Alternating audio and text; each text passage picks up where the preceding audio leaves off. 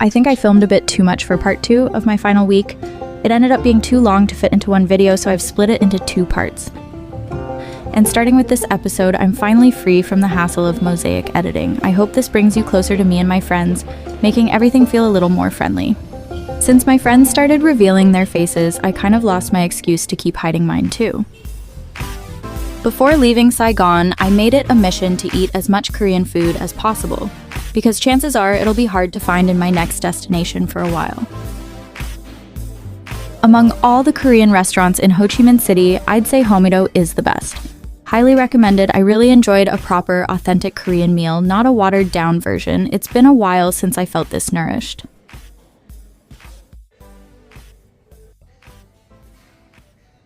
In this part, I focus mainly on District 3, which, in my opinion, is the coolest area in all of Saigon.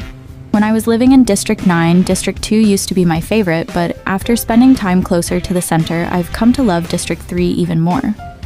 The restaurants, cafes, and sites here just have something special.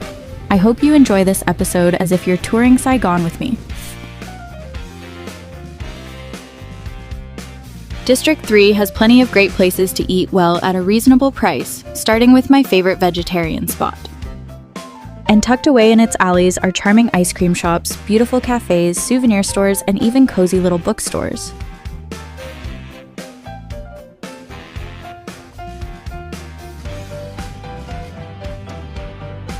There were so many cute and lovely things everywhere. I honestly had a hard time keeping myself from getting too excited.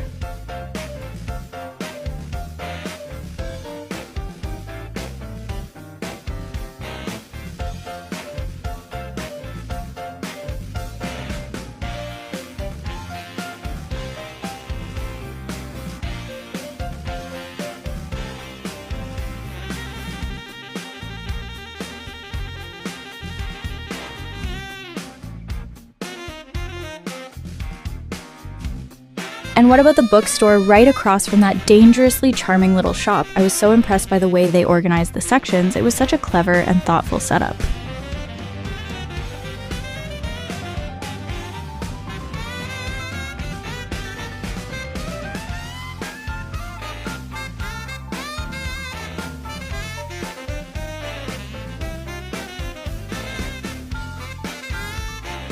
And those handwritten book reviews tucked into the covers. I've never seen such a delicate and thoughtful touch in marketing before. It was truly heartwarming.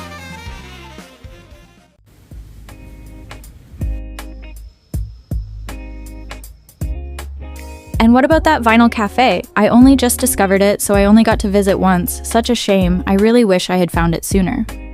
I don't need to talk about my past times all the time.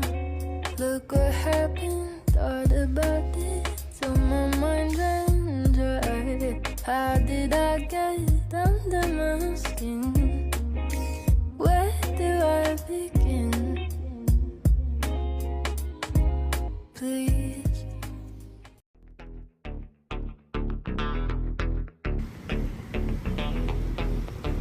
That evening, I met some of Dee's friends who were visiting from Germany. We kicked things off by watching the sunset at Sol Bar, one of my favorite spots in District 4. Elle and V are a couple and both police officers. Honestly, they were 2 of the funniest Germans I've ever met. I especially loved Elle's laugh. You know those kinds of laughs that just instantly lift your mood? That's exactly what Elle's laugh was like. So, make a toast. Nice to meet you guys. Cheers! Well, okay. Cheers! Somehow, we ended up at a Korean restaurant. And before we knew it, we were laughing, chatting, and having such a great time, just like a group of old friends hanging out. Germans are often thought to be more reserved, but these 2 completely broke that stereotype. They were so into the fun of the moment. It was clear they took their joy seriously.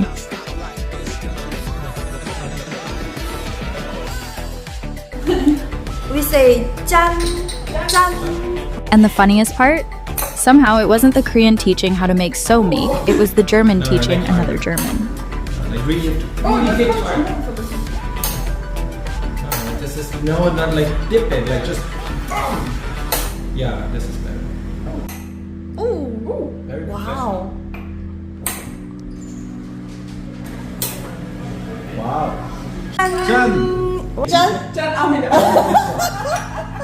Is this what they call the famous German standard? V was fully committed. He just kept practicing how to perfect the art of making so make. I laughed so hard that night, I think I did an accidental ab workout. See, he's very good at this. My Korean friends will be so proud of you. Yeah. Yeah. We have to fly to Korea. Yeah, you should. Yeah, sure. 짱! 갑니다. To the adorable couple L and V, thank you so much for creating such joyful memories together. Wishing you both health and happiness always. Soju and beer mixed together can be a dangerous combo. Maybe that night, D was secretly trying to take us all out. He actually told a drunk me to ride a bike. But luckily, I've got a strong survival instinct, so there was no way I was falling for that. I just didn't have the energy for a third round with Bong. Honestly, I was just grateful to still be alive. Soju and beer combo? Dangerously deceptive. L and V also checked in to say they were barely hanging in there, just about breathing. Most of the time, hanging out with D feels like we're just a couple of elementary school kids, but let me show you just how serious it can actually get. How was your days with Sophie here in Saigon? Long. How do you find Sophie? See, I walk down my building and she's standing there. How do you find me? Amazing. Okay, cool. And the more? It's so simple. You can say more. As friend, how do you find Sophie? And how was your days with Sophie in Saigon? Should I say amazing again? Dominic, Sophie. say something 합니다. 합니다. Say something for Sophie 합니다. Something for Sophie 합니다. Real friendship? It's knowing exactly what they want and stubbornly never giving it to them. Classic bestie move, you sly genius. Got a party tonight, but my energy's totally drained, so I went for a foot massage to recharge.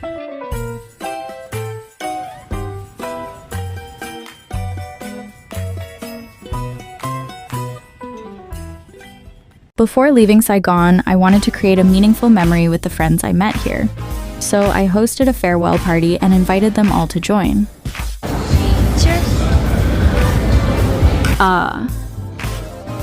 It was total chaos, honestly. One thing after another, it was just a series of unexpected events. Things started going strangely right from the beginning. To be honest, I just wanted to go home. But I was the host, so I couldn't exactly leave. Just when things seemed to calm down and settle, it suddenly felt like I was watching a full-blown movie unfold.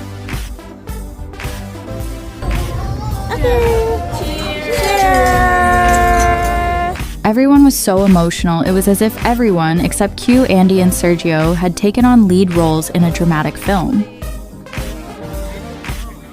And finally... Are you okay? That's your watch.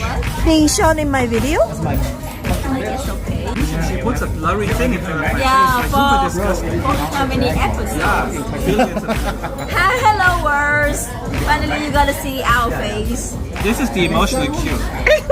Lovely sensitivity. From that chaotic night on, my Saigon circle has become completely open. No more filters, no more hiding. Thanks to these friends, I've officially run out of places to hide. The night went on, and I wrapped it up on a high note with Emilio, Andy, and Sergio. There's something I always say, it's all good if it ends well, and this night was exactly that kind of night. And I even got these adorable messages. We love you, Soph, and I can't wait for you to come back. We'll miss you so much. Enjoy Romania, and yeah, see you soon in Saigon, the greatest city in the world. There's still one more episode left in Soph's Saigon vlog series, and it's going to be the most unfiltered one yet. Stick around!